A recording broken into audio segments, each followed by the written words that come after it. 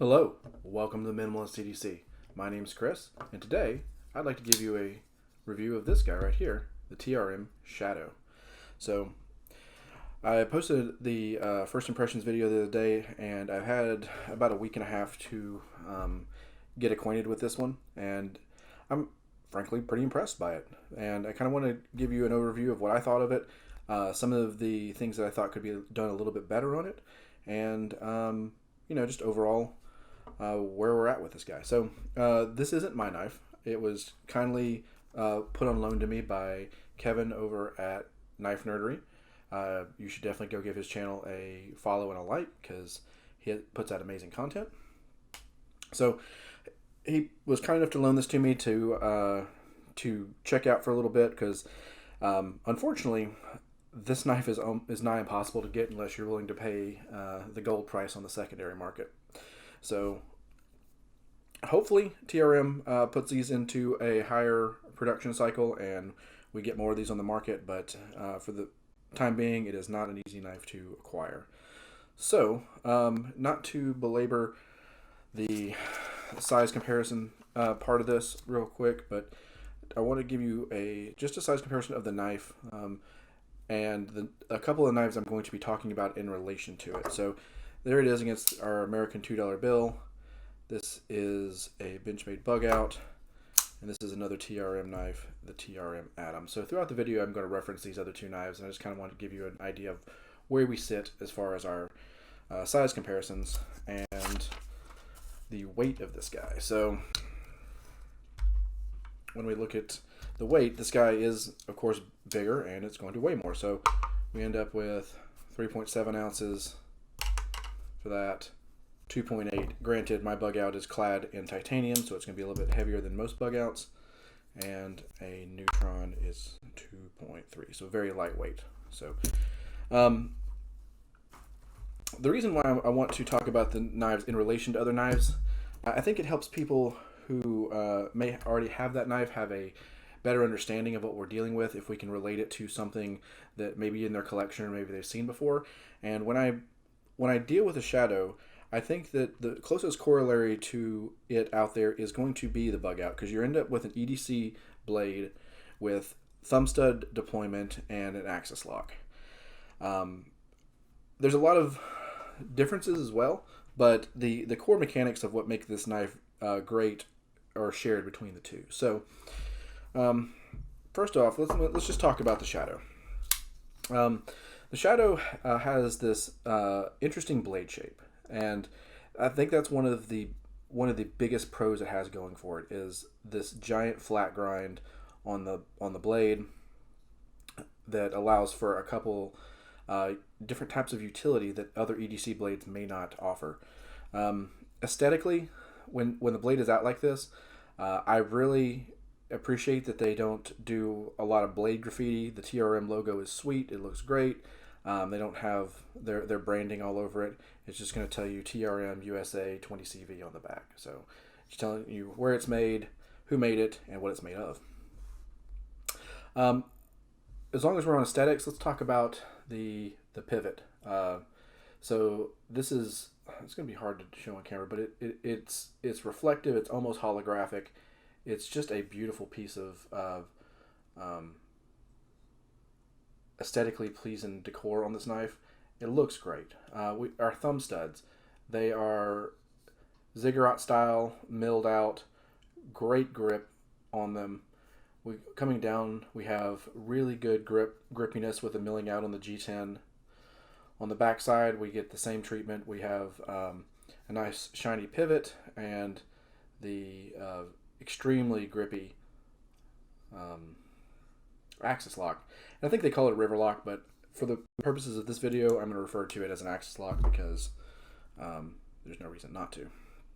Looking at the comparison is like on the Benchmade, and not to knock the Benchmade, but like the thumb studs and the axis lock don't have nearly as much grip on them as the Shadow does, but they still work great. Going back to the thumb studs, this is one of the things that I really appreciate about TRM is the ability to put these little O-rings on there. The thumb studs themselves, at least on my Neutron, without the thumb studs, this little bevel right here is actually somewhat sharp and uncomfortable to flick the knife open because it just digs into your thumb. But with the O-rings on there, you actually get some grip on that, and it makes it a whole lot easier and more comfortable. So, on the negatives of the aesthetics, I personally don't care for this insert right here, and I don't care for the arrangement and the look of the hardware on the back. So this thing is called the Shadow, right? It's all black, but it has these little pops of silver all over it, and they don't appear, at least in my brain, I guess triggering my personal OCD, to be any sort of aesthetically pleasing pattern. I would personally have rather seen this insert right here be either anodized a darker color or maybe PVD coated, something that would like blend in with the rest of the shadow rather than just being this little oblong doorway looking thing here. And these, I'm sure that, there has to be a reason, but like these three back here, do we really need 3 screws to hold this thing together? I mean, yeah, it's just not my personal cup of tea to see those little pops of color. If they are critical and necessary, and we couldn't go down on number of screws, PVD coated screw heads or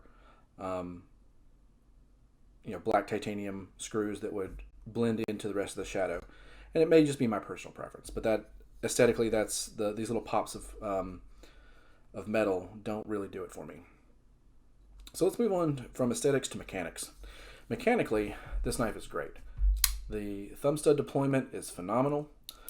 The little O-rings really make for an easy deployment with your thumb. The Spidey flick, can't miss. And then, of course, you can just pull down on the lock bar, do this all day. So, mechanically, the opening and closing mechanism are great. They nail the Axis style lock. The Omega spring tension is really good. The detent is great. The mechanics of the blade. I kind of started talking about this earlier, but with that high flat grind, it gives you some things that you don't normally get in an EDC blade. So let's go back to looking at the bug out. We still have a drop point style blade, but with much less flat on it. So if you wanted to get a pinch grip on this and like do a scraping task, like work on something close up, it's not really going to suit your needs for that. Like you can, I guess, choke up and put your finger and do the draw cuts and all that. But one of the nice things about this guy, there's a lot of real estate on the flat to do a pinch grip. And what that honestly reminds me of is a chef's knife. And so I have my kitchen knife right here. And so like when I'm using this knife, the most correct way to have control over a chef's knife is have your fingers above the bolster in a pinch grip and actually on the flat of the blade while you're working with it and rocking it and cutting and whatnot. It just provides much more control, so you get your fingers on the flat of the blade above the bolster and just have that type of control mechanism. This knife is one of the first like EDC pocket knives that I've seen that I can do that with. So let's say you have a task that requires a lot of precision and you're scraping or working on something, you can actually pinch grip the flat, fingers very, very clearly away from the cutting surface, and use it as a scraper. Get in there and rock if you actually wanted to do food prep with this. I mean, I am not one of the people that do food prep with my pocket knives. I have kitchen knives for that, but you could. The blade shape is designed for a rocking motion with that belly here. And you also get this nice flat right here. Like I kind of wish that the Neutron had something similar to that. It has just that nice drop, which you can get a finger on, but the top of the blade is smooth, so your finger can move around. Whereas the nice thing about this is you can actually push back into the blade when your finger is here, and it makes it more secure. And you can move your finger back up the slope, but it's a lot harder to do so. You know what I mean? So having that here allows for a lot more control, which I kind of like in an EDC style blade, because I guess one of the tenets of EDC is you want it for every use. You don't want a specialty blade. You want something that is good in all situations. So, I very much like the shape of this blade. I like the belly. I like the I guess you would call this maybe a clip point because of the way this goes, but it doesn't trail up. I'm not sure. It's TRM blade shape. Like, it's their design aesthetic. You see it kind of in some of the other blades that they have as well. So, going back to mechanics of the knife, like I said, the open and close is great. The lock is good. There's no real wiggle room or anything like that. Don't have to worry about that.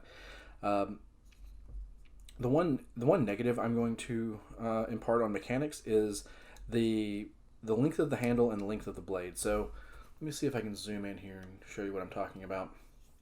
So when the blade is opening, you see it actually clips the length of the handle. So there is a point in time where the blade is longer than the handle, especially if you pull I'm just pulling down on the axis lock.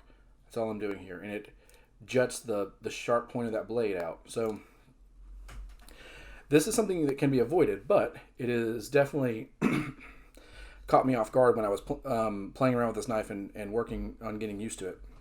So you can, of course, open and close like this and keep your hand completely outside of the path of the blade.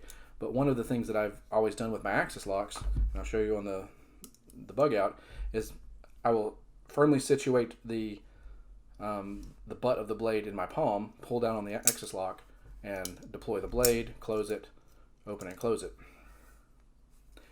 It doesn't really work very well on camera, but you get the gist of it. But when you do that with this guy, you get a little scrape. Like, it doesn't feel like, at least on my palm, that you get enough to cut you, but like as you can see here, as I'm deploying the blade, it drags along my flesh, and it's not enough, like I said, not deep enough to cut, but if I had my hand in a slightly different position, potentially. So that is one thing mechanically that I was not 100% pleased with. I would like to see that the scale completely encompasses the path of the blade when the blade is being opened and closed. So that little bit jutting out is, to me, a little bit of a problem. And yes, it can add a little bit to the end of the scale, but I would prefer the extra safety there. Speaking of the scales, these are great. They're G10. It's G10 done well, and one of the things that I'm very hopeful about the future of TRM is they own their aftermarket. They produce so many scales for their products. Like with the Neutron, I have these Merlot scales. They didn't come with it. They were an aftermarket thing that they offered, and they're phenomenal. Like, I have some carbon fiber scales. I can dress this up to be a completely different looking knife if I want to. Right now, I believe the Shadow only comes in black G10. I think I've seen a burgundy G10. I'm not sure if TRM produced that or someone else did. And then, of course, the titanium ones, which are stunning.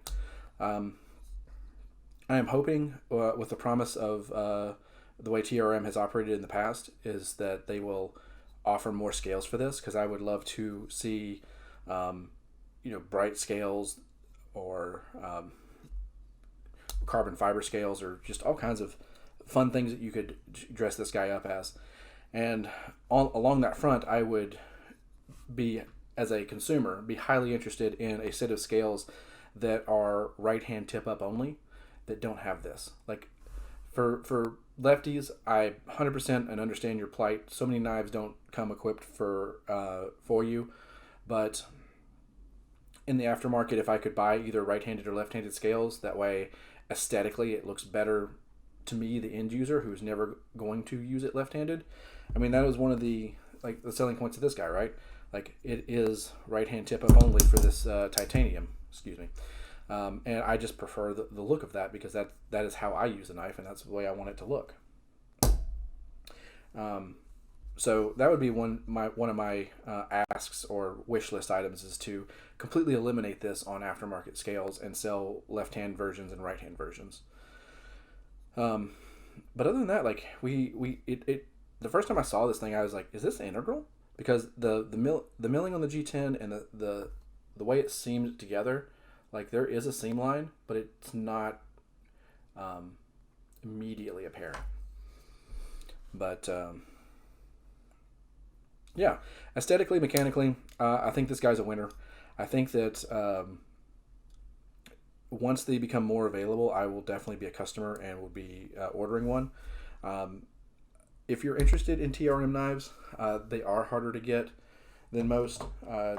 If you follow their website, they will tell you when they anticipate doing drops for different things like the Neutron and the Atom and whatnot. This guy, I don't believe that there's currently any information on a drop, other than they're working on it. So if this is a knife that piques your interest, give them a follow on Facebook. Check out their website. See if there's information. They're a good American company. They have great customer service, and they have an interesting presence online. Their Facebook and their Instagram are amusing to follow. So I want to thank Kevin again from Knife Nerdery for sending this along. I very much appreciate it. I'm happy I got to spend some time with it, and I'm hoping to put one into my collection in the near future. And thank you so much for a like and subscribe, guys. I appreciate your time. Have a wonderful day.